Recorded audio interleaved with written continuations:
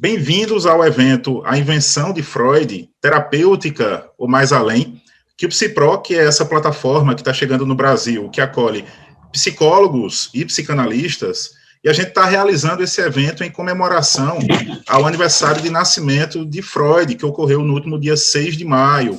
O objetivo do nosso encontro hoje é discutir a atualidade do pensamento de Freud e da psicanálise, que se renova e se transforma, principalmente nesses tempos complexos de pandemia. Então, um agradecimento especial a cada uma que está participando do nosso evento hoje, e um agradecimento especial também ao Leandro dos Santos, né? Quem é ele? Eu vou apresentar agora. O Leandro dos Santos, que é psicanalista, professor, ele é doutor em psicologia clínica pela USP, é pós-doutor em psicologia social pela PUC, e autor do livro A Psicanálise no Brasil, Antes e Depois de Lacan. Então, queria agradecer a participação dele e já passar a palavra também. Seja bem-vindo, Leandro. Bom, Adilson, eu que te agradeço e agradeço a todos os colegas, enfim, que se inscreveram, que estão participando, a gente de muitos lugares. Eu fico muito satisfeito de poder falar para vocês e também poder discutir com vocês. A gente vai mais aprender juntos do que outra coisa, né? Então, eu bolei esse título quando o Adilson me convidou, porque eu queria falar um pouco da terapêutica em si, do tratamento de neurose, como Freud falava, e também do que vai além, que eu acho que a psicanálise, em tempos de pandemia, ela nos ajuda a pensar o humano, as relações, a psicanálise continua potente para nos ajudar a iluminar certas questões. Daí meu título. Então, eu agradeço muito, Adilson. A gente que te agradece, Leandro. Bem, vamos começar, então, com uma pergunta muito importante aqui, né? Leandro, o virtual é o novo divã do psicanalista? Como é que fica o psicanalista atingido por essas novas necessidades impostas pela pandemia? Ou seja, em que medida a pandemia não deu uma sacudida no ego do psicanalista, o obrigando a ser mais criativo, a se reinventar? Porque muitos têm uma resistência a fazer as sessões de forma online, talvez por ter transformado o próprio consultório e o divã em um fetiche. E claro que todo psicanalista, ele sabe que a própria psicanálise, ela tem se reinventado ao longo do tempo, e que o psicanalista, ele tem que estar antenado à subjetividade do seu momento histórico, né? E tem muitos psicanalistas que trocaram o divã por uma cadeira, mas não aceitam que essa cadeira esteja na casa do paciente, né? Então, será que essa... Não é verdade? Exatamente, então, exatamente. Será que essa resistência dos psicanalistas não fala muito mais sobre o analista que não aceita se render ao real, né, esse real da pandemia? Exatamente isso. É engraçado, eu vou começar com duas coisas, então, para responder.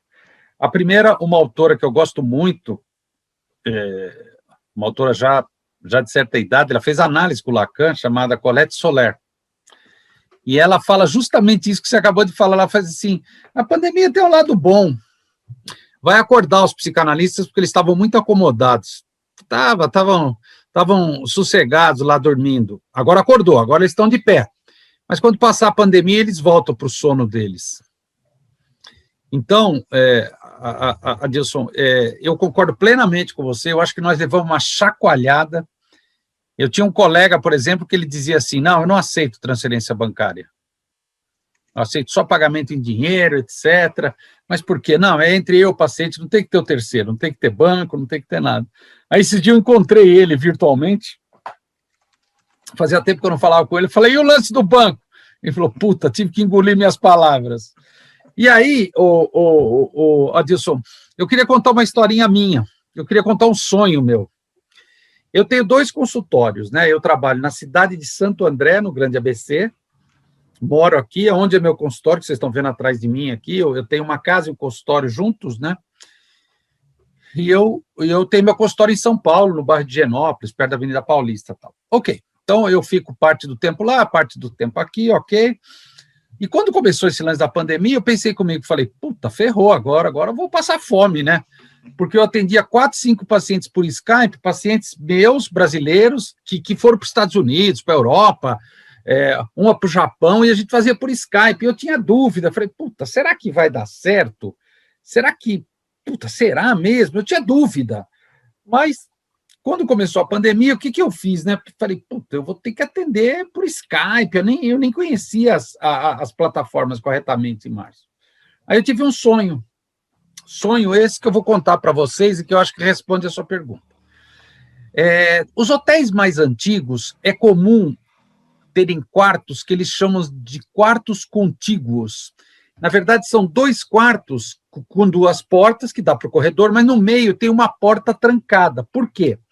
Às vezes tem família que vai se hospedar, tem pai, mãe e 3 crianças, por exemplo. Então, eles põem as crianças para dormir num quarto, abre aquela porta e pai e mãe do outro quarto, tranquilo. Aí eles se viram, eles podem fechar aquela porta, abrir, ok.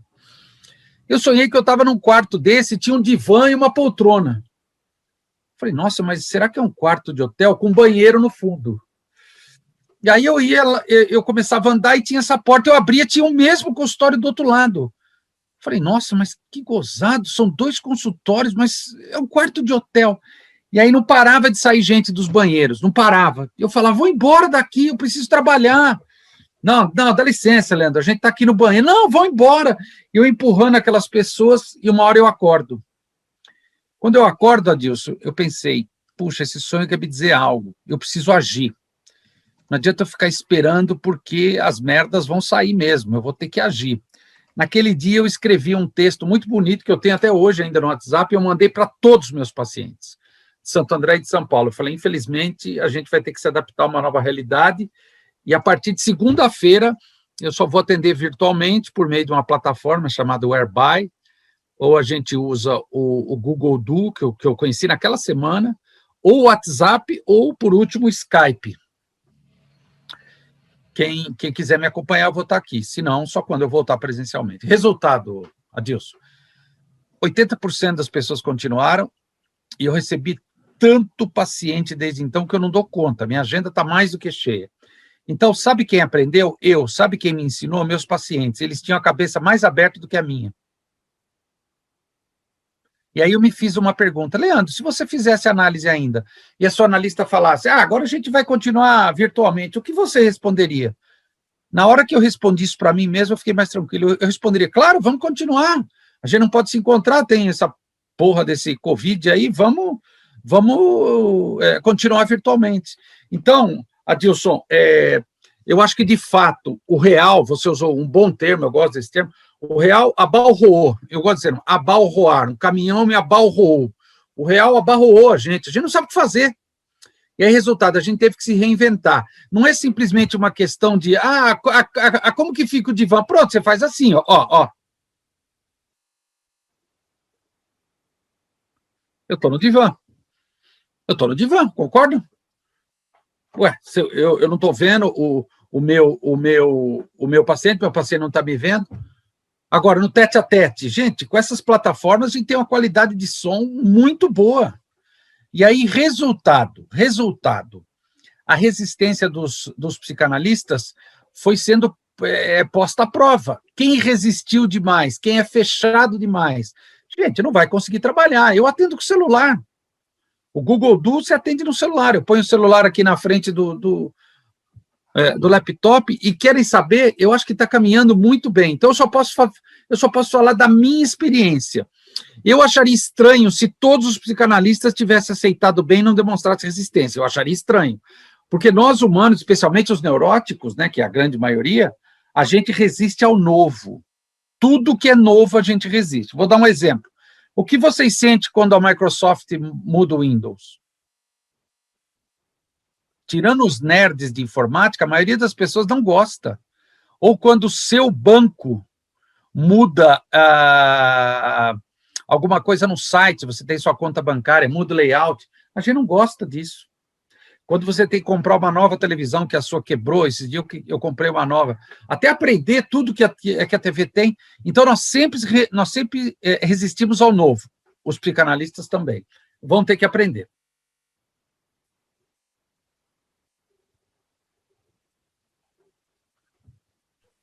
Muito interessante a tua fala, Leandro. E aí, eu queria saber o seguinte, na tua opinião, quais são as vantagens e desvantagens que você vê na análise online? Por quê? Porque, por um lado, as sessões podem ser feitas em qualquer lugar, praticamente, né? Os custos para o paciente e para o psicanalista diminuíram, porque não tem os gastos de transporte. Talvez alguns pacientes, eles resistem menos, né? Porque não estão de frente para um analista. Então, na sua opinião, quais são as vantagens, mas também as desvantagens de uma análise feita online? Eu só posso dizer isso agora. No começo eu teria mais dificuldade de responder essa pergunta. Agora eu posso responder com propriedade.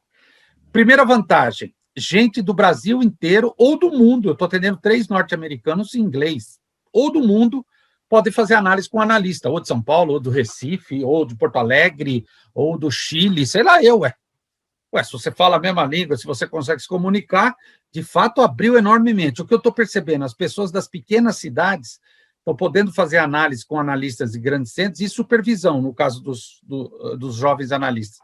Algo que seria impossível antes, devido à distância geográfica e, claro, aos custos de transporte. Então, o resultado aumentou as possibilidades. O Lacan supervisionava uma moça jovem e ela vinha do interior da França, 5 horas de trem. Aí o Lacan falou, mas de onde você vem? Ela falou, eu venho lá, sei lá, perto da Espanha. Aí o Lacan falou, não, você não precisa vir para Paris, não faz sentido. Quantas horas você gasta de trem? Eu venho de manhã, chego aqui 10 horas, depois à noite eu vou embora, eu durmo no trem, chego de manhã lá para atender. O Lacan falou, não, faz uma coisa, me manda uma carta e o dinheiro da supervisão. E ela fez supervisão com o Lacan por carta durante, sei lá, acho que 7 anos. O nome dela é Elizabeth Geblesco, eu tenho o livro dela em espanhol. E ela conta as supervisões, ela falou que foi mágico. O Lacan respondia em um dia. Ela falou, eu mandava na terça, na quarta à tarde o carteiro já chegava com a carta dele, cartas longas. Então ela falava, o fato de escrever me ajudava muito. O Freud trocava cartas com dezenas de pessoas. O carteiro passava no consultório do Freud 3 vezes por dia, era como se fosse uma internet, era a mesma coisa que mandar um e-mail. O Freud mandava uma carta para os interlocutores dele, se passasse 2 dias, o Freud mandava outra carta dizendo, você não recebeu a carta, por que você não respondeu? Então, o contato humano, ele sempre existiu mesmo antes da internet. O que eu acho é que a internet vai aumentar. Então, essa vantagem é inquestionável. Agora, as desvantagens. A gente não tem o corpo. Eu acho que o corpo também ajuda. Por exemplo, eu acho que você levantar e dizer, até semana que vem nos vemos, fica com isso. Não é a mesma coisa no virtual. Não é a mesma coisa. Então, o resultado, no tete-a-tete, você consegue pegar algo da respiração da pessoa, você consegue pegar um brilho no olhar, coisa que você não consegue no virtual. Entretanto, se eu pudesse colocar numa balança vantagens e desvantagens, eu vejo mais vantagens do que desvantagens. E vejo mais uma coisa ainda, não adianta. Chegou para ficar esse modelo virtual. Esse nosso evento, você vê, a gente tem gente do Brasil inteiro, agora nós estamos com 54 pessoas. Se a gente tivesse que fazer um evento, alugar um lugar, pagar passagem aérea, esse evento não aconteceria, ficaria extremamente caro. A gente consegue fazer um evento gratuito graças ao virtual. Então, eu acho o seguinte, eu acho que o psicanalista precisa aprender a trabalhar com essa modalidade de análise. Eu acho possível, eu acho viável, os meus casos estão demonstrando que sim. E vou mais longe, o paciente, quando ele quer mesmo, isso não é obstáculo, ele dá um jeito, caiu a ligação, ele liga de novo, eu estava falando, blá, blá, blá, não tem jeito, a coisa funciona. Agora, quando não quer, nem no presencial a coisa anda. Então, eu acho que a gente vai entrar também no novo circuito de demanda. Eu até usaria dizer um novo circuito de compra, da mesma maneira que a gente vai na loja, vê uma coisa, depois chega em casa e compra na internet, né? É interessante. Eu vou ver um livro, depois eu compro na Amazon. Ué, mas por que você não comprou na livraria? Estava muito caro. Então, eu acho que a gente vai entrar num novo circuito de demanda, e eu acho que não tem como o psicanalista escapar disso, Adilson. Queria interagir um pouquinho aqui com o público, Leandro. Vamos lá. A gente tem a presença aqui da Marliane, de São Caetano, aqui pertinho, em Pernambuco. Temos também o Rafael Rasmussen, que é psicanalista e psicólogo, né, formado pela PUC de Goiás. Quem mais? A Caverusca, que participou também com a gente do primeiro Congresso PsiPro. Mandar um abraço para ela. A Nayara, que é estudante de Psicologia de Salvador. né? A Vanessa, que é psicóloga lá em Campinas, Vanessa Facchini. E tem uma pergunta bem interessante aqui, que tem relação com a tua resposta, Leandro. A Catiane Pereira está perguntando aqui, Leandro, você acha que os psicanalistas se adaptaram bem ao online ou ainda tem muita resistência? Eu acho que ainda tem muita resistência, Catiana. Entretanto, eu estou curioso para saber o que vai acontecer quando voltar o presencial. Porque um dia vai voltar, não vai ficar nisso para sempre. Um dia vai ter vacina e as pessoas vão poder voltar a interagir com máscara, etc. Eu ia voltar a atender em maio agora. Para ser mais exato, segunda-feira passada. Seria uma irresponsabilidade da minha parte, do jeito que está o número de mortes. Então, eu vou provavelmente jogar para agosto. Mas eu, por exemplo, Catiana, vou te dar um exemplo pessoal. Eu estou pensando em deixar um dia, talvez a quinta-feira, estou pensando, só para o virtual. De tanta gente que eu estou atendendo virtualmente e que não vão voltar. Eu atendo 9 pessoas fora do país. Essas pessoas não vão voltar nunca. Aqui de dentro do Brasil, eu atendo e supervisiono gente da Bahia, gente de Goiás. Eu pus no papel esse dia. Eu ousaria dizer que o meu consultório virtual está maior do que o meu consultório presencial. Então, Catiana, não fica muito otimista, não. As pessoas tendem a resistir ao novo. Mas, gente, o Freud passou por 2 guerras. Porra, gente, vocês querem mais dificuldade que isso? O Lacan passou por uma série de dificuldades no trato com os colegas, enfim, a expulsão da IPA. Então, o resultado, o psicanalista não pode ficar muito acomodado. Psicanálise não combina com acomodação. Psicanálise tem que ser uma coisa que mexa com o analista e que, principalmente, que o deixe inquieto. A gente não pode ficar muito tranquilo. Eu desconfio muito de analista muito tranquilo. Leandro, a gente sabe que o virtual, ele aproxima, mas também afasta em alguma medida. E esse momento de imersão no virtual não aprofundaria um certo mal-estar do analista? Eu acho que a sua tese de doutorado trabalhou bastante isso lá na USP. Então, não aprofundaria, por exemplo, a solidão, né? Ou o senhor não, né? Ou você acha que com essa transformação digital que a gente está passando agora, existem mais possibilidades de interação entre os profissionais? Por exemplo, você comentou aí a questão da supervisão. Então, será que não haveria um certo mal-estar, mas, ao mesmo tempo, novas possibilidades para os psicanalistas? Eu acho que o psicanalista trabalha com amor. É só ver o Tinder. O Tinder melhorou a relação amorosa entre as pessoas? Tem até casamento via Tinder. Eu sei porque eu tenho paciente que conheceu gente no Tinder e casou com a pessoa. Mas são exceções. O Tinder, na verdade, evidenciou o mal-estar. Então, eu acho que o psicanalista ele vai ter que reinventar o estilo dele e, principalmente, o Lacan tinha uma frase que eu gosto muito, muito. O psicanalista tem que estar afinado com a subjetividade da sua época. O que eu sinto na minha experiência pessoal? Eu tenho meu consultório em Santo André, minha casa e meu consultório. Eu construí aqui, foi uma construção que eu fiz para isso há 17 anos atrás. E meu consultório em São Paulo é uma sala comercial. É muito comum fantasias transferenciais, sonhos de que a pessoa está na minha casa, está jantando comigo, com a minha esposa. As pessoas falam, seus filhos, na verdade eu só tenho uma filha, né? Ou mesmo transferência erótica, transando comigo na cama, minha esposa está para chegar.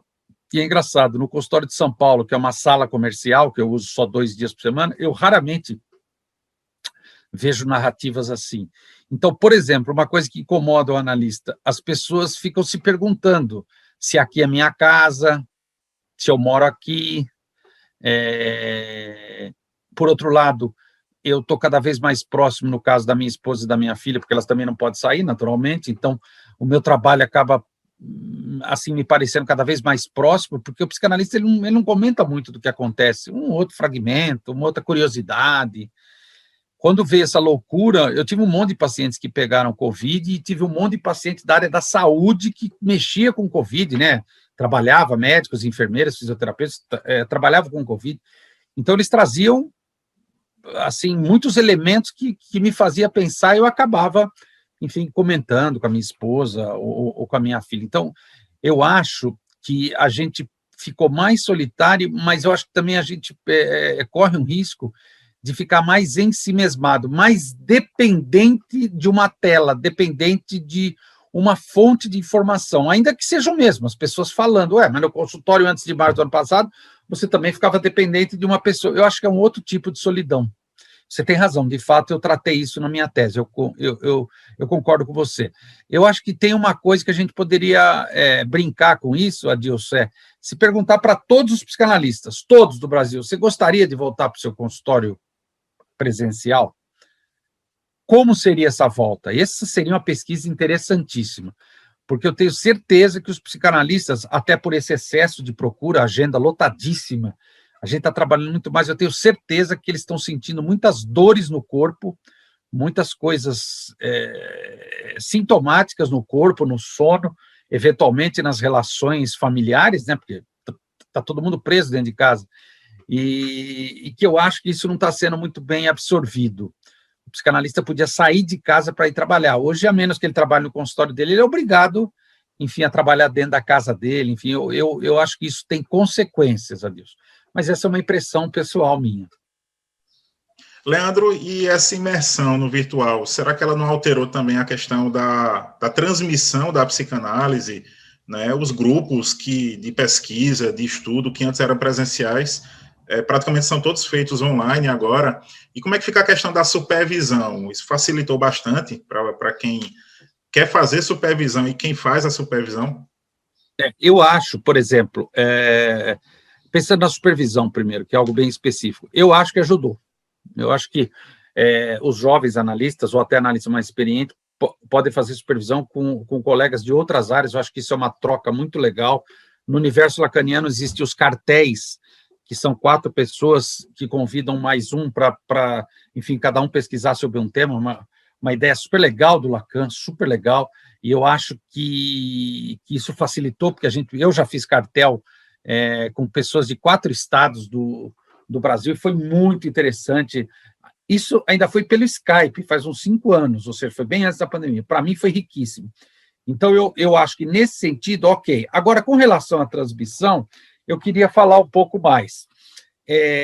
Eu acho que a gente tem um excesso hoje de eventos, a gente tem eu considero assim que um excesso de mostração dos psicanalistas, e aí a gente tem um mito que tá pegando, que quanto mais a gente se mostra, melhor a gente é. Eu acho que a gente tem que saber se mostrar, que é totalmente diferente de se exibir. Às vezes eu acho que as pessoas perdem a mão e acabam se exibindo, acabam exagerando nisso. Então, eu não sei, eu acho que a transmissão depende de seriedade, ela não precisa ser tão formal, não precisa ter uma coisa tão rigorosa no sentido clássico do termo, mas ela precisa ter uma certa orientação. Mesmo quando a gente fala, por exemplo, para o grande público, eu acho muito importante falar para o grande público, naturalmente a gente não vai fazer uma transmissão pesada, mas a gente vai falar de psicanálise. As pessoas conseguem entender psicanálise desde que você tenha um mínimo de bom senso ali na transmissão das suas palavras. Eu acho que você toca fundo nas pessoas. Então, aquilo que a gente chama de transmissão no mundo psicanalítico, eu acho que pode sim se beneficiar desse universo virtual que chegou, dessa coisa digital. Mas eu acho que depende do bom senso dos analistas, porque senão eu acho que a gente vai começar a confundir qualidade com quantidade. Eu vou dar um exemplo pessoal. Eu dou muita aula em pós-graduação ou em institutos de formação, o pessoal me convida, eu sempre tento colaborar. Aí é diferente de hoje, por exemplo. Hoje a gente está com uma fala mais livre, mais solta, é mais uma reflexão minha, sua, dos colegas. Agora, quando a gente está numa aula, por exemplo, eu dei uma aula, a interpretação dos sonhos, a gente tem que ir lá no livro do Freud, ir passando, o Freud falou isso, observe essa fala, parará, olha esse trecho e tal. Eu acho que da mesma maneira que a análise, é muito bom, porque vai chegar para o Brasil inteiro, gente que está numa cidadezinha pequena vai se beneficiar, mas o meu medo é que as pessoas tragam uma característica da subjetividade dessa época, que é o seguinte: precisa ser tudo rápido. Não pode, tem que ser rápido, e outra coisa, tem que causar algo na pessoa. Às vezes a gente estuda 2 horas de psicanálise e é uma coisa chata, e às vezes a gente estuda 10 minutos e é uma coisa mágica, meu Deus, aquilo me fez pensar muito, Freud é um gênio, Lacan é um gênio, e é verdade mesmo. Agora, eu fico me questionando se a gente não corre o risco de cair, sabe, numa compulsão alimentar, sabe, a pessoa que come demais, vira obeso mórbido. Às vezes eu acho que a psicanálise corre esse risco. Então, eu pelo menos, quando eu me disponho a falar como é hoje, eu penso bem no que eu falo, eu tento dar uma peneirada, eu tento falar da minha própria experiência, não adianta ficar repetindo teoria de maneira crítica. Acho que a gente precisa ter uma certa dose de criticidade. E aí, sim, claro, a gente toca nas pessoas, né? Eu estou vendo aqui que tem um monte de estudante. Na minha época, Adilson, a gente não tinha internet, e as revistas científicas de psicanálise e outras, não só de psicanálise, eu sou formado em psicologia, cara, elas vinham pelo correio, você tirava xerox, os eventos de psicanálise eram uma luta para você organizar um evento, ou mesmo ir no evento. Não, cara, era muito difícil, tudo caro. Você faz o evento é caro, é impressionante. Eu já organizei vários eventos e falava, caramba, você não conseguia cobrar menos de 150, 200, 300 reais de cada participante para pagar os custos.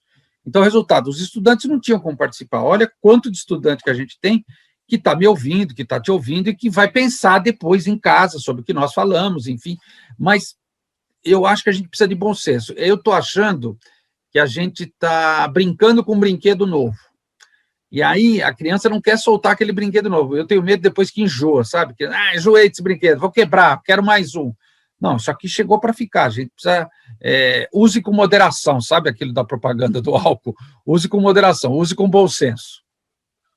Tem um exemplo, Leandro, que é bem relevante para essa questão do bom senso que você estava falando aí, que é de um psicanalista que você conhece muito bem, que eu admiro bastante, que é o Christian Dunker, né, que tem o canal Aqueronta Movebo lá no YouTube, e ele consegue passar, né, os conhecimentos de uma forma muito equilibrada, com profundidade, e de certa forma interessa a quem é psicanalista, quem não é também, quem é estudante de psicologia.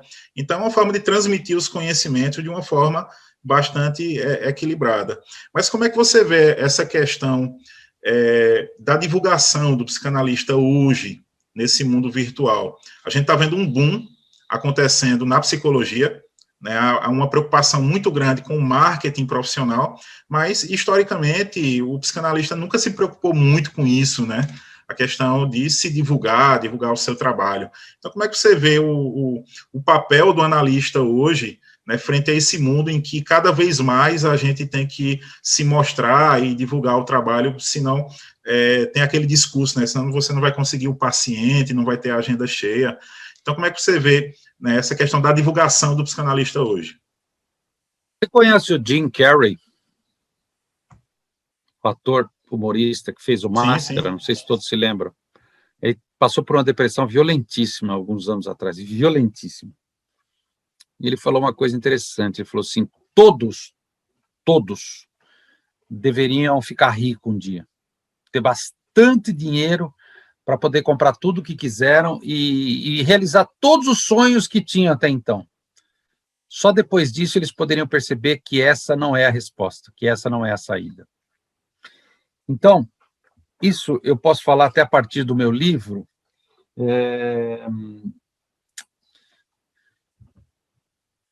Isso tem uma razão de ser, eu acho. Eu vou precisar me estender um pouco na minha resposta. Eu fui orientando do Christian no meu doutorado, eu fiz doutorado com o Christian na USP, eu fui o segundo orientando dele de doutorado. E o Christian, de fato, falando português bem claro, é um cara acima da média, né? Ele não tem aquele canal com aquele número de vídeos de graça, ele tem o que dizer. E o que ele diz, de fato, mexe com a gente, e ele fala fácil e fala difícil também. A maioria dos lacanianos falam difícil por uma razão. Tem um fenômeno social no Brasil que eu acho que a gente precisaria esmiuçar um pouquinho. Deixa eu só pegar o meu livro aqui. Não sei se dá para todo mundo ver aqui. Não sei se vai pegar brilho. Aqui. Acho que dá, né? A psicanálise no Brasil antes e depois de Lacan. Eu usei uma foto de uma escrava negra com um menininho loiro sentado em cima dela. Ok? A expressão facial dela e do menino é bem interessante. E atrás eu pus uma casa grande. Tá ok? Por que eu escrevi esse livro? Vocês vão dizer, pô, você escreveu esse livro porque ele é seu pós-doutorado, você tem que contribuir com a ciência, blá, blá, blá, pôr mais um tijolinho, tudo besteira. A gente escreve para responder as nossas questões. E eu tinha questões íntimas que foram respondidas com o meu livro, que tem tudo a ver com o que você está falando. Então, vamos lá. Eu sou psicólogo de formação. Eu sou psicólogo. Estudei psicologia, depois fui professor de psicologia há 10 anos. E não adianta. No Brasil, 20% da população, nem isso, chega a um curso superior. Desses 20%, só uma pequena parte chega nos melhores cursos de graduação, geralmente universidades federais, algumas exceções de universidades particulares, a PUC é um exemplo. Enfim, todo mundo vai fazer uma graduação aqui no Brasil para ter uma profissão e, claro, ganhar dinheiro, pagar suas contas. Até aí eu não vejo nenhum problema. O sujeito precisa trabalhar. Mas eu defendo uma posição nesse meu livro, que é o seguinte, que nós temos 2 Brasis dentro do Brasil. Um Brasil com Z e um Brasil com S. Hoje aqui agora, nós todos, Leandro, Adilce, mais 55%, mais 55 pessoas, já fazemos parte desse Brasil com Z. Só o fato da gente ser alfabetizado, provavelmente todo mundo em nível superior, todo mundo entendendo o que eu estou falando, todo mundo pensando, já significa que você faz parte de uma elite. Pode parecer incrível, hein, gente? Você faz parte de uma elite com o que nós chamamos de capital cultural. Então, eu trabalho nesse livro a ideia de que a psicanálise entra no Brasil e ela é afetada pela subjetividade brasileira, afetada pelo modo como o Brasil funciona, como esses 2 Brasis funcionam. Essa ideia não é minha. Ô, Leandro, essa ideia é sua? Não, um monte de gente já falava isso. Eu tirei de um cara chamado Edmar Baixa, um economista da época da ditadura, que ele dizia, nós vivemos numa Belíndia. 20% vive num Brasil que lembra a Bélgica e 80% vive num Brasil que lembra a Índia. A Índia, na época, era muito mais pobre do que hoje. Hoje vocês estão vendo o Covid lá, vocês estão vendo as imagens. Continua ainda sendo um país bem dividido. E a Bélgica continua sendo um país rico. Eu fui na Bélgica ano retrasado, o que não falta lá é chocolate. Eu falo, como é que cresce chocolate na neve? Não cresce na neve, cresce no Congo, né? Se vocês verem os livros de história, as aberrações que a Bélgica fez na colônia chamada Congo é impressionante, tanto que ele chamado de Congo belga. Então, resultado, nós somos uma colônia, nós aqui no caso de Portugal, que foi estruturada em cima da escravidão até 1888, e nós ficamos com uma elite. Uma elite que é a Casa Grande, né, e a senzala para 80%, depois isso foi se misturando um pouco, quando acaba, aspas, a escravidão, vêm os europeus que estavam passando fome na Europa, né, na guerra, vêm para trabalhar na lavoura aqui, não gostam da ideia e mudam para cidades grandes, por isso que as nossas cidades grandes são tão povoadas. E aí começa a industrialização, etc., exportação, café, tal, a gente deixa de ser uma colônia e passa a ser um país ainda ligado aos grandes centros, naturalmente. Ok. E essa elite, esse povão, gente, e essa Bélgica e essa Índia já existia? Sempre existiu. Então acabou depois de 1888? Não, permaneceu. E aí tem um detalhe que eu falo no meu livro, por isso que a psicanálise no Brasil antes e depois de Lacan. A psicanálise no Brasil, especialmente antes do surgimento de Lacan, nos anos 60, 70, era uma psicanálise profundamente elitizada, feita por uma elite para uma elite. Leandro, me dá uma prova de que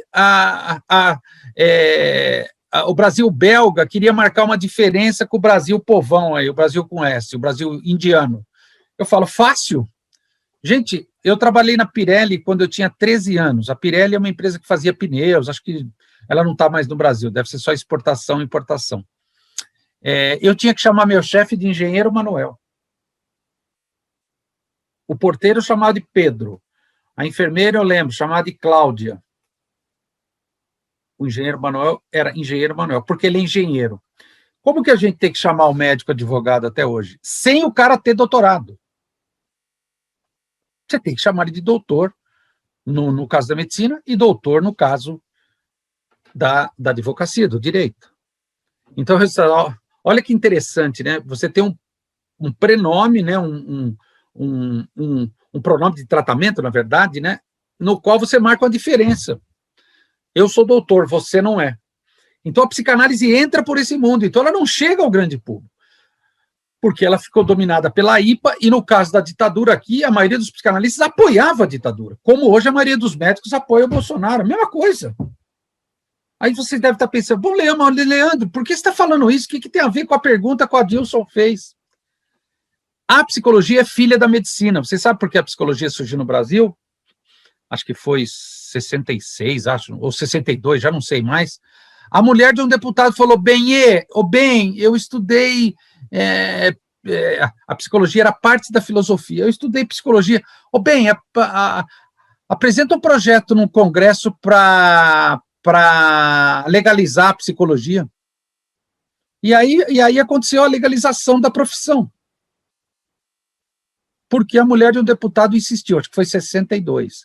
E aí, resultado, a psicologia começa, e aí tem um detalhe, esse monte de jovens analistas que estavam conhecendo o Lacan vão para as universidades ensinar psicanálise no curso de psicologia, que já era ensinado nos cursos de filosofia e de medicina. Então, resultado,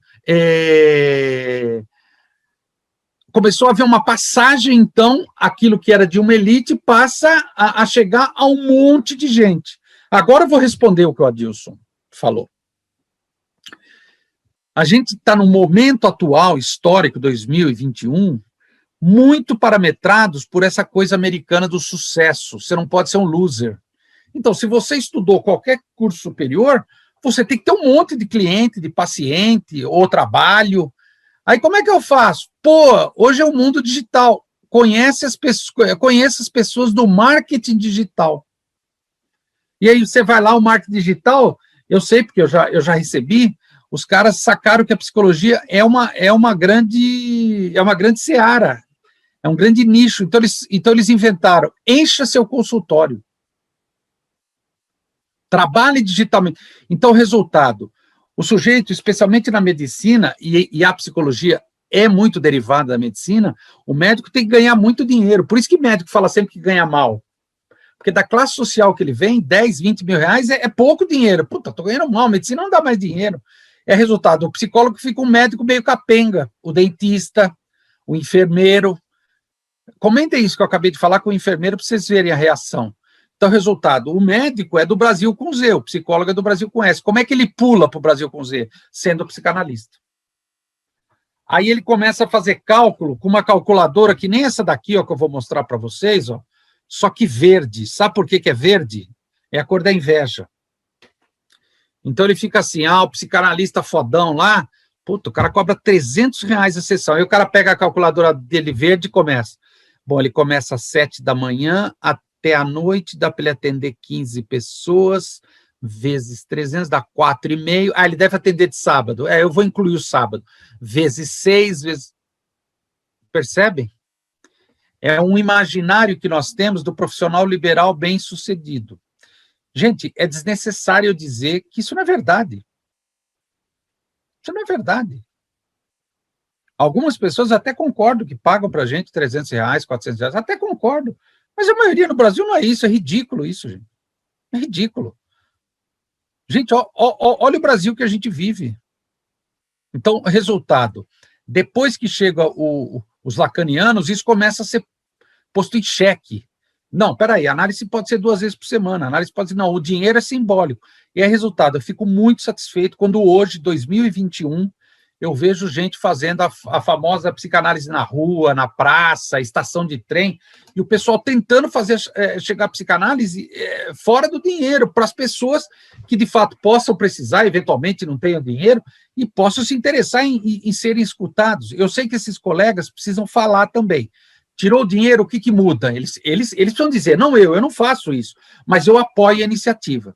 Então, eu acho que o psicanalista, o Lacan falava, eu concordo, ele precisa estar sempre reinventando a psicanálise. Então, respondendo a sua pergunta, Adilson, eu acho que é desnecessário você ter esse negócio digital, eu preciso ter um perfil no Instagram e postar um vídeo todo dia. Não, gente, isso é coisa de marketing digital. O que diz se o nosso consultório vai encher ou não, e a tendência é, se você trabalhar seriamente, a tendência é você trabalhar cada vez mais. É o que acontece com os seus pacientes quando eles saem do seu consultório. A vida deles se transforma. Eles têm mudança subjetiva na vida. O sujeito, de fato, passa a funcionar diferente a ponto que os colegas, os familiares dizem, nossa, você está tão diferente, o que aconteceu? Caramba! Aí o cara fala, estou fazendo análise. O que é isso, psicanálise? Mas onde que é?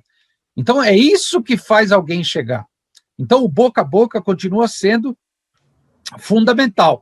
E onde tem inconsciente, gente, tem um psicanalista. Ah, mas eu moro numa cidade muito pequena, e daí? As pessoas não têm inconsciente aí?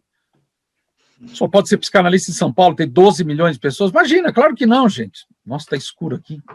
Ô, Leandro, deixa eu te interromper um pouquinho. Primeiro, eu queria falar aqui os comentários do pessoal do público. A Guilhermina Nascimento colocou aqui: inegável com a sua fala o quanto a internet trouxe muitos benefícios se souber usar. E o Rafael Rasmussen, ele colocou: sim, verdade, uma psicanálise à la carte. Aí eu queria resgatar um pouquinho da sua fala, porque a psicanálise, não só no Brasil, mas desde que foi criada, ela sempre foi, né, um pouco desse Brasil com Z, né, muito da elite. Elitizada. Muito elitizado. E você falou da ideia de clínica social, né, de levar a psicanálise para as ruas, democratizar a psicanálise. E esse é um movimento que ainda é muito tímido na psicanálise. Eu tenho observado que na psicologia tem muitos psicólogos que têm a sua agenda, né, e eles dedicam algumas horas da semana para fazer um atendimento social, mas os psicanalistas parece que não despertaram ainda para essa necessidade de democratizar a psicanálise, de levar a psicanálise para o Brasil com S, não só para o Brasil com Z. Mas, assim, ao mesmo tempo, como é que fica essa psicanálise de rua, né? Por exemplo, será que vai ser o mesmo analista que vai atender aquele paciente? Isso não pode, talvez, de certa forma, ser uma ruptura com o tratamento. Tem uma série de desafios também, né, de fazer clínica, de fazer psicanálise de rua, né, social. Eu acho que as pessoas deveriam trabalhar em grupos, se juntar grupos, assim, solidificar um grupo e aí bolar um método, pode ser cada hora um, ou pode ser, você vai vir aqui 3 semanas, depois você vai para um certo lugar. Porque o que o pessoal comenta? Que, na verdade, continua vindo gente do Brasil com Z, só que gente que perdeu o emprego, perdeu o negócio, mas tem capital cultural. Então, olha que interessante. Quando eu uso o termo capital cultural, é um termo do Pierre Bourdieu, um sociólogo francês, que ele acha que o que o Marx fazia com o capital, né, o capital financeiro, não explica a mobilidade social. Não é só você ter capital financeiro. Claro, você pode ter R$1 bilhão, você vai ter mobilidade social, porque você já está numa classe, é provável que você vai subir para outra. É provável que você vai ter 2 bilhões. Isso é natural, dinheiro chama dinheiro. Mas quem vem de baixo, quem estuda, quem trabalha, só consegue subir se tem um certo capital cultural, que não é só o estudo acadêmico, é estudar numa escola boa, etc., ter acesso às melhores escolas, mas você precisa conhecer os códigos da elite. Você precisa entender do que se trata, porque conforme a gente vai ficando mais velho, ganha dinheiro, sobe da sua classe social, você começa a conhecer o que é pilates, RPG, cerveja artesanal, café decafeinado, e assim vai. E a psicanálise é mais uma coisa disso, gente, não vamos ser ingênuos, não. Então, resultado, a psicanálise estava acomodada. A gente atende elite do Brasil, que é 20% da população, é gente pra caramba, gente, é gente pra caramba. Então, por que a gente precisa se preocupar? E aí a Sociedade Brasileira de Psicanálise bolava um jeito de barrar, só podia ser psicanalista quem era médico. Então, os caras faziam uma reserva de mercado, você tinha que fazer análise didática com eles. Quando chegou Lacan, quebra isso tudo. Porém, aí tem uma pimenta que eu vou botar no molho. Os lacanianos chegam e eles tinham uma linguagem tão rebuscada que o cara que estudou numa escola pública, que não tinha acesso a uma boa escolarização, ele não entendia. Aí isso causa o quê? Puta, Lacan é muito difícil, eu sou burro. É a mesma coisa que ele traz da escola, é a mesma coisa que ele traz da escola pública. Qualquer coisa difícil, não é eu sou burro, tem todo um esquema, uma estrutura que te impediu de ter acesso à educação de boa qualidade. Não é que você é burro. Então, resultado, a psicanálise brasileira antes do Lacan era dominada por uma elite do capital financeiro, e depois de Lacan, infelizmente, agora isso está quebrando, ela passa a ser dominada por uma elite que detém o capital cultural.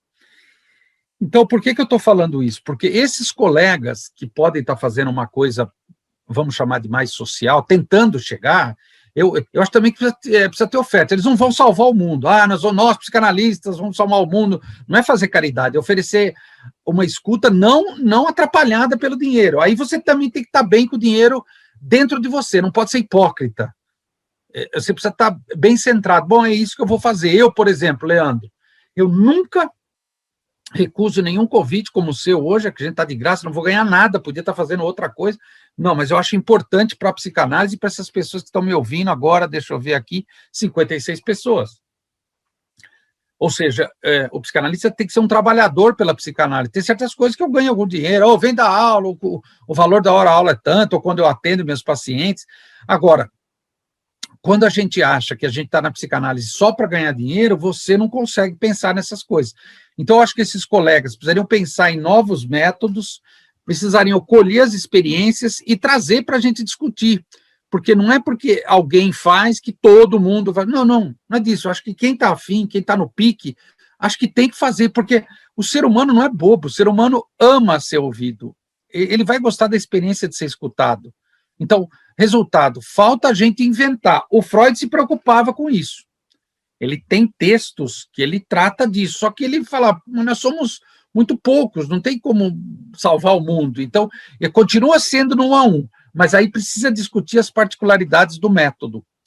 Porque, de fato, você pode atender uma pessoa sem pagamento e funcionar super bem. Pode atender uma pessoa sem pagamento e isso atrapalhar violentamente. E também uma pessoa pode pagar um valor super alto e não garantir nada. Ele paga tão caro, ele vai levar a sério, é nada. O cara pode pagar super caro e não levar nada a sério. É só ver a academia de ginástica, né? Só 1/3 vai na academia, o restante paga para ajudar a academia. Vou deixar meu dinheiro aqui. Eu estava nessa aí, Leandro, acabei deixando. Tá vendo? Leandro, como é que fica a questão da transferência no ambiente virtual? Porque Freud falava que a psicanálise, além de ser a cura pela fala, mas é a cura através do amor, né? Transferência como um tipo de amor. Você acha que existe alguma espécie de transferência virtual, ou a transferência continua a mesma, os psicanalistas vão ter que se adaptar a essa nova transferência? Existe uma espécie de transferência virtual? Eu acho que eu vou usar de novo o exemplo do Tinder. Eu não acho que mudou muito, não. Eu acho que só. Eu vou ser até mais provocante. Eu acho que aumenta a transferência, porque aumenta a fantasia, o mistério. Por exemplo, uma paciente uma vez comentou que ela estava falando de mim, e ela falou: ele tem a mão bonita. Nunca prestei atenção na minha mão. Bom, deve ser bonito, para ela, pelo menos, né? No consultório, ela provavelmente prestaria atenção no meu corpo. Talvez ela gostasse, achar tal parte do corpo, do analista. Ué. E outra coisa, o fato da gente estar em casa fazendo análise, quase sempre, né? Às vezes dentro do carro, tal, eu não sei, eu acho que dá uma noção de profundidade maior, não sei, de proximidade. É estranho o que eu estou falando, né? Parece o contrário, mas eu não sei, eu acho que ainda é algo novo ainda para a gente ser estudado. Eu não sei, eu não vejo tantos obstáculos, eu acho que é mais ou menos a mesma coisa. Eu tenho uma transferência violentíssima com o Freud, nunca vi o Freud, porque ele morreu em 39, fui na casa dele em Londres, fui na casa dele em Viena, quase chorei, me emocionei. Minha filha falou: você vai chorar, pai? Eu falei: claro que eu vou chorar, né? Parecia um adolescente vendo uma banda de rock, sabe? Adolescente que vê a banda de rock pela primeira vez, parecia isso, ridículo, né? Fui na casa do Lacan também, e ao ir para essas 3 casas eu me emocionei muito, falei: puta, então o que eu faço faz sentido, a minha existência tem um sentido. Agora eu entendi que o que eu faço é importante para as pessoas. Então, o Adilson, para ocorrer uma análise, a gente precisa ter um bom encontro, um grande encontro. Por exemplo, eu e você, a gente acabou de ter um bom encontro, você me escreveu: Leandro, vamos fazer, vamos, Adilson, quando, data, tal, título. Ué, a gente está tendo algo aqui do encontro de nós dois, e mais 60 pessoas, poxa, não está sendo algo bom, não está sendo positivo, a gente não precisa estar fisicamente próximo. O pessoal namorava por cartas antigamente, você lembra? As cartas de amor. Hoje é outra coisa, então, resultado, eu acho que pode afastar e pode aproximar muito, mas eu acho que é a neurose que vai definir, a neurose de cada um. O Tinder é um belo exemplo. Legal. Leandro, a gente já está se encaminhando aqui para o final da entrevista, a gente já tem praticamente 1 hora aqui, e eu queria fazer um pedido especial para você, porque eu sei que tem muitos estudantes aqui, tanto estudantes de psicologia, quanto pessoas que estão fazendo a formação em psicanálise. E aí, levando em consideração essas transformações do mundo e da psicanálise também, da figura do analista, das técnicas, esse movimento todo que está acontecendo agora, também em função da pandemia, eu queria que você deixasse uma mensagem para quem é estudante. Eu sei que nós somos todos eternos aprendizes, mas eu queria que você deixasse uma mensagem para quem está fazendo a sua formação e quem está cursando psicologia. Tá. Eu vou falar primeiro para os psicólogos. Quem não for psicólogo, tenta entender o que eu estou falando. Se você é dentista, você estuda odontologia, quando você se forma, você é dentista. Se você é enfermeiro, você estudou a graduação, você fez a graduação em enfermagem, no final você é enfermeiro. Psicólogo não, é uma coisa muito louca. A gente é formado em psicologia, a gente é formado num monte de coisa e deformado em várias. Então, a gente tem apresentação de várias matérias, e aí o pessoal pode trabalhar em recursos humanos, pode trabalhar em psicologia hospitalar, psicologia escolar. Eu trabalhei em psicologia escolar.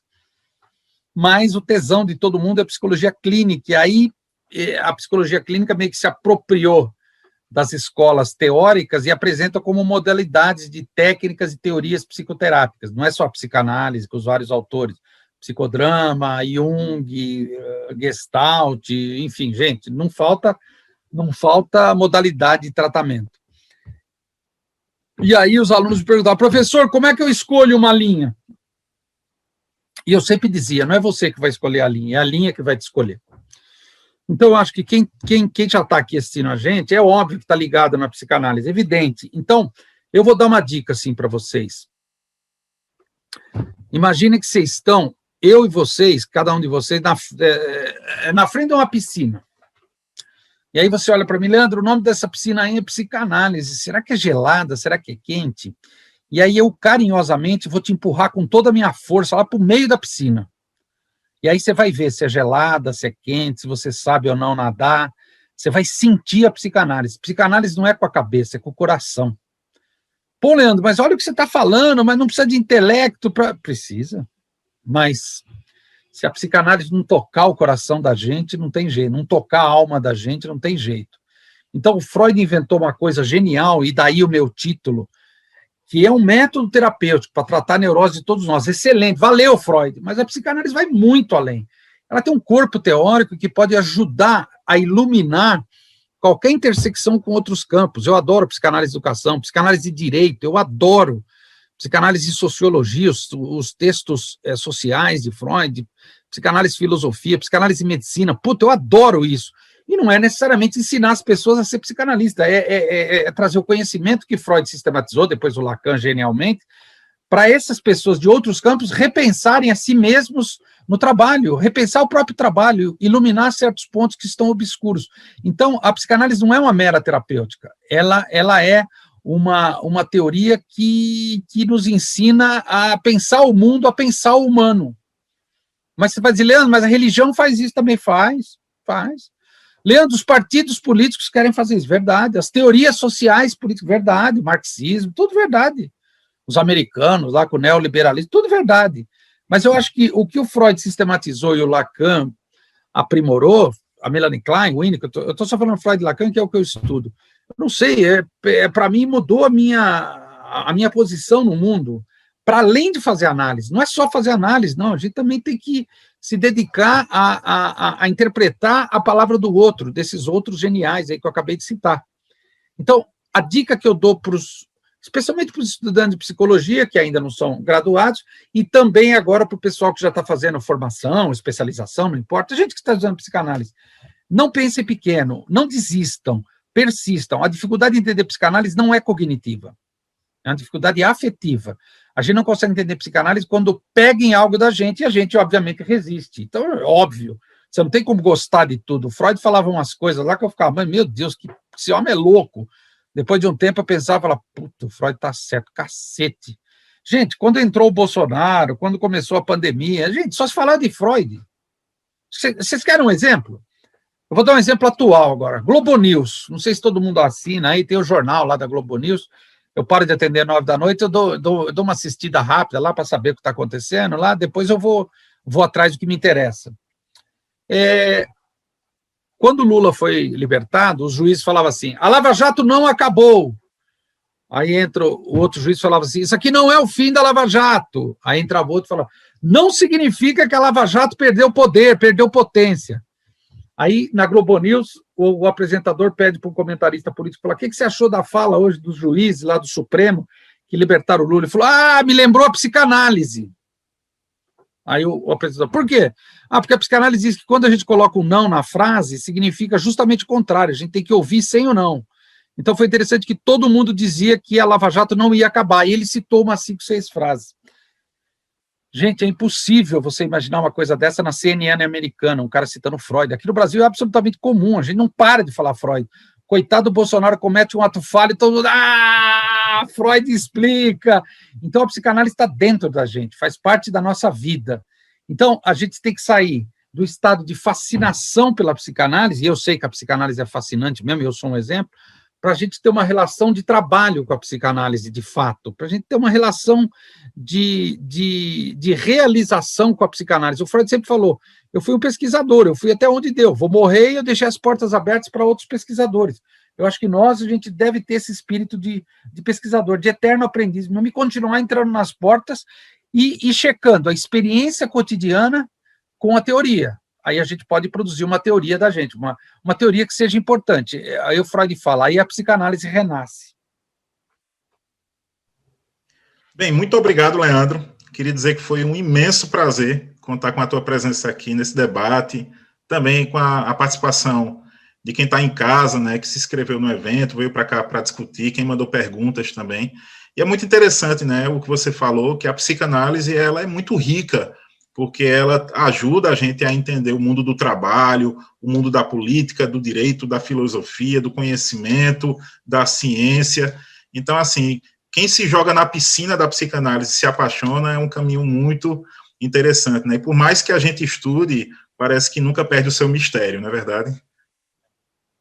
Eu deixei meu e-mail, quem quiser comprar o livro, alguma coisa do tipo aí, só me contatar, tá?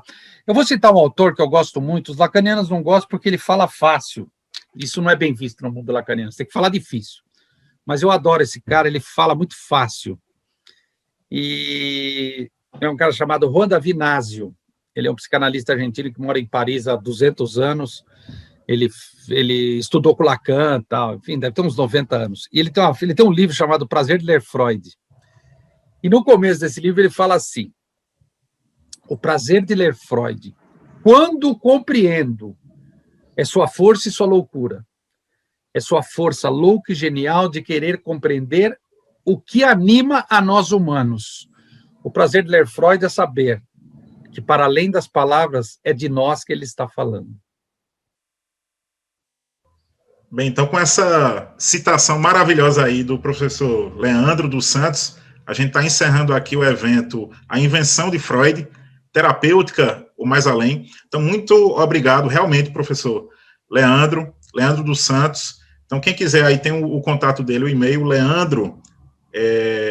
leandroarsantos@uol.com.br. Quem quiser entrar em contato com o Leandro dos Santos, certo? Então, a gente está encerrando aqui. Foi um encontro maravilhoso, um grande debate sobre a invenção e a reinvenção de Freud nos dias de hoje. Então, agradecimento, Leandro. Muito obrigado, viu? Ok. Gente, eu só devo dizer muito obrigado a todos vocês, não só a Deus, principalmente a Deus, mas a todos que ficaram até o final aí. Muito obrigado mesmo.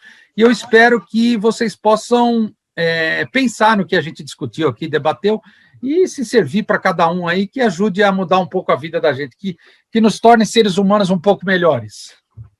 Até mais. Isso aí, pessoal. Muito obrigado. Fiquem de olho nos próximos eventos do PsiPro. Até uma próxima. Tchau, tchau.